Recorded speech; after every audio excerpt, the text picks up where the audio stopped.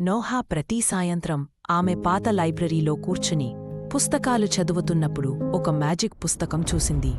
Noah magic పుస్తకం తెరిచినప్పుడు వెలుగులో తేలుతూ రెప్పరెప్పలాడుతున్న పేజీలు తేలుతున్నాయి. నోహా షాక్ మరియు భయంతో కళ్ళు మూసుకుంది.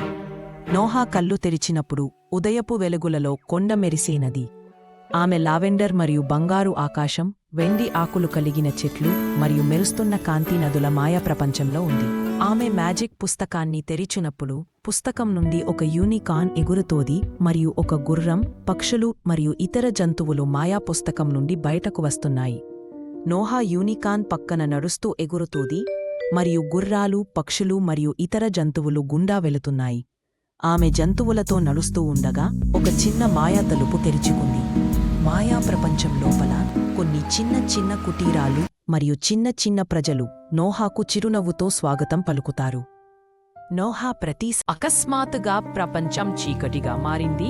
తన ఫైర్ స్టిక్ పట్టుకుని మెరుస్తున్న కళ్లతో పొడవైన నీడలాంటి వ్యక్తి వైపు ఎదురుగా నిలబడి ఉంది. ఆ తరువాత ఆమెకు చిన్న శక్తి వచ్చింది.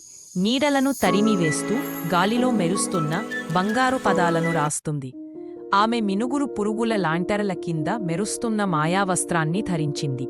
ఆమె చేతిలో ఒక చిన్న క్రిస్టల్ లాంటరు ఉంది. ఆమె చెరువు వైపు నడుస్తూ వెళుతుంది. ఆమె చెరువు తలు ఈత కొడుతూ లోపలికి దూకింది. ఆమె ఒక పెద్ద పాము నుండి వెలుగు రావడాన్ని చూసింది మరియు ఆమెకు కాంతి లభించింది. ఆమె చుట్టూ చిన్న మెరుస్తున్న దీపాలు ఉన్నాయి.